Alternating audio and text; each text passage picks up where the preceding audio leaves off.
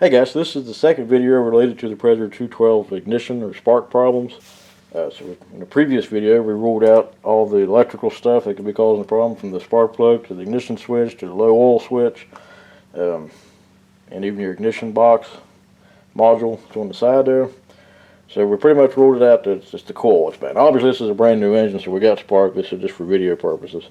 So you got 4 bolts here that look like this. You take them out around here. You got one right here. There's also a ground wire from the ignition switch that hooks onto that one. There's one hidden kind of back in here, and there's 2 down here at the bottom. You take all them out, and your flywheel shroud comes right off.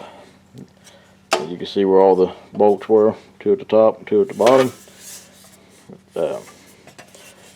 Your wiring is over here like this. So you only have 2 wires coming from your ignition coil on these. It might be easier to go ahead and try to fish some of the wires out first on one of these. There's a few different ways you can go at it. I don't think you can fish this out without taking some of the air box off over here. Your coil's right here, and the plug wire comes out and goes right over the intake, over the carburetor, so you pretty much got to take this plastic off to get to it. We'll look at that here in a minute. If you have a smaller wire that runs behind here and comes out over here, you can unhook it just right here. It unhooks everything.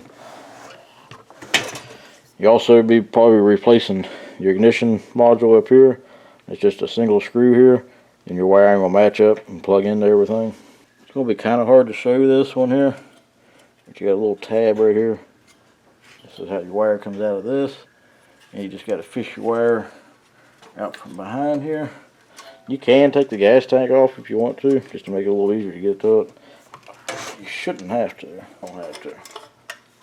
So you got little pins that the wire like sits in. I can't really show you on camera.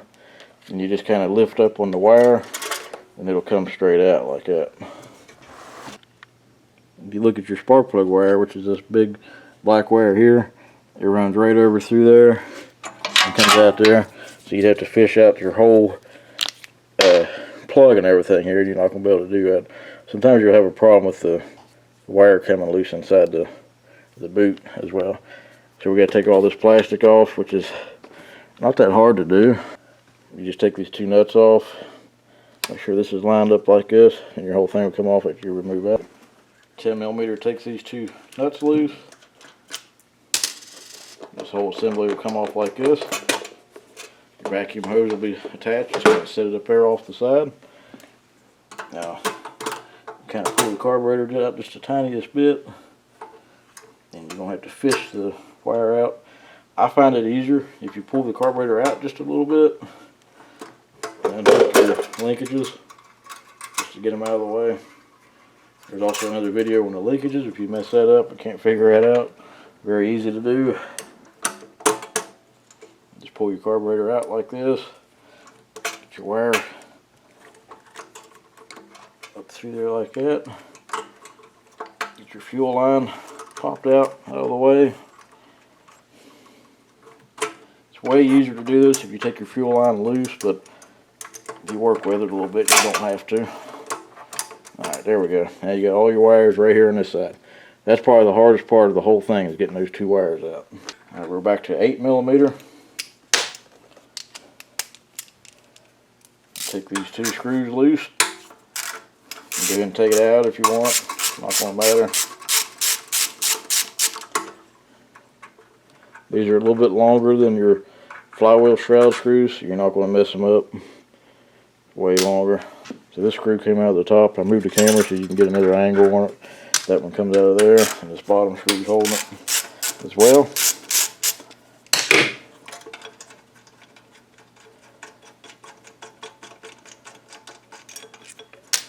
Now you get your coil in hand.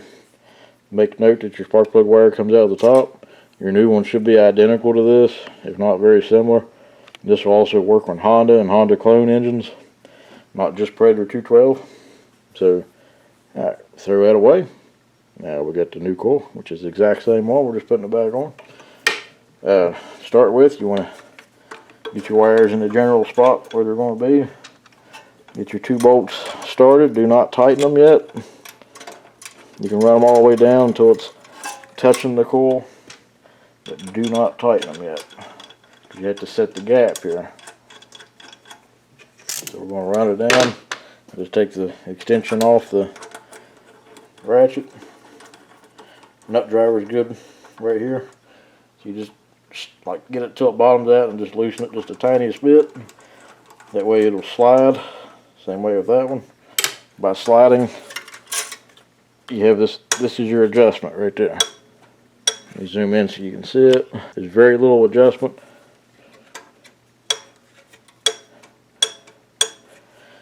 You need 2 feeler gauges, or you can just use a business card.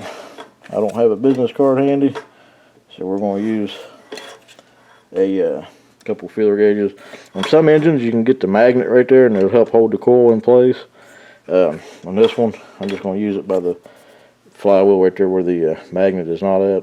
So I'm going to get the feeler gauges. I'm setting it at 10,000, so that's what I've always set coils at. I will look it up to make sure it's what these are supposed to be at. Alright, so I got 2 feeler gauges here, both of them 10,000ths gauge out. If you don't have 2 of them, just take it apart and pull the one out. You can sandwich it in between the 2 legs right there. That'll work just fine. Alright, so you'll get that in there like that. Kind of put it up there so it holds it. If you got a helper, this is when you want their help. So you want to press down, make sure that the feeler gauge is sandwiched in between there. Now you're going to go ahead and tighten them, both the bolts down.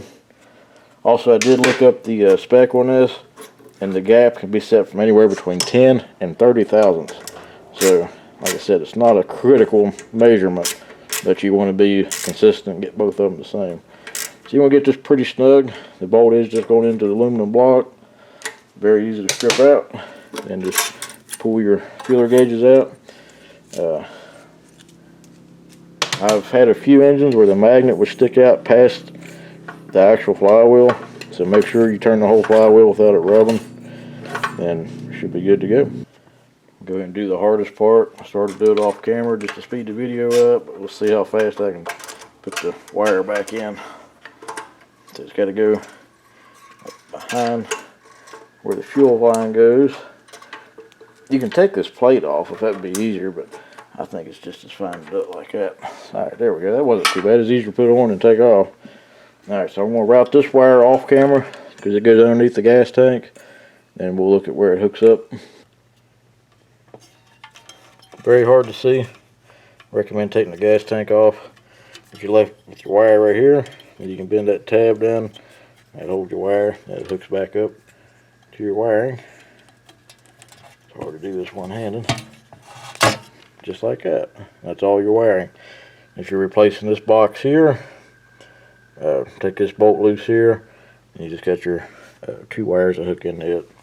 Also, this wire runs down to that. And don't forget, if you have a ground wire, that goes on that screw when you put it in. One of the previous videos in this series talked about just the linkages on this. So then I'm going to show it briefly on here. If you can't figure it out, please go back and watch that video for more information. You just kind of slide the carburetor like this. Make sure the throttle is like this. This linkage just pops in there like that, and a little spring hooks into a little hole over here. We'll look at it here in just a second. So you want to make sure that little spring up here does not pop out of that. All it does is keep the linkages tight, and that linkage right there just has an L shape that drops down in that hole like that. And the way the geometry is, once the carburetor is back in place, it keeps it from coming out. So I'm going to put the air cleaner back on off camera. Don't forget to pop the fuel line back in that little slot right there, just like that. There's also a little place right here for the wire for the spark plug to pop through, just like that. Then we'll go ahead and put the air breather back on. Don't forget your air breather hose that goes back into the valve cover. Alright, so just get this back on. Got these 2 nuts tightened down and hook the air breather back up to the valve cover. Just pay attention how that come apart. I'm not going to show too much detail on this either. Make sure your wires don't get pinched. You got to kind of feed that up behind the linkages and the spring there, and it just kind of goes into place. Make sure you take that ground wire and put that bolt through it before you start it. If you don't, your ignition switch will not shut it off. Put your bolt into the extension here. Move it like that to get it lined up. The other two are on the bottom, fairly easy to get to. Then you just gotta barely snuggle, because there's not a Torx back or nothing like that on there. You just want to run them in.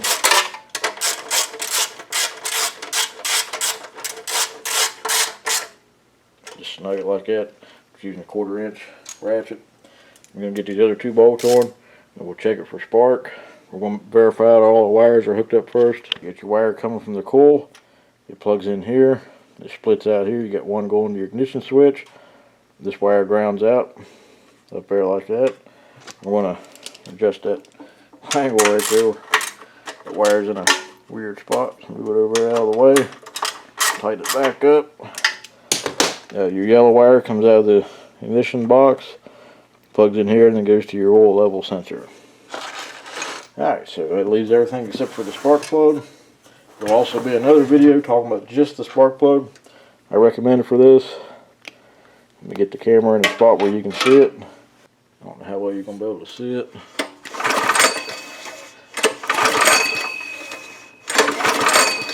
You should be able to hear it too. But we got a good blue spark. I'll go ahead and put the spark plug in off camera. Alright, so that's how you change the coil on one. It ran pretty good. I shut the fuel off and ran it out of gas. Any questions or comments, I'll try to get back to you as soon as I can. I'm not keeping up with all the comments, but I'm trying to answer. When I put up a new video, I try to answer some from the last couple. So just kind of hit or miss from the comments. I hope everybody understands that. I just don't have the time to put into keeping up with the comments. So I hope you understand that.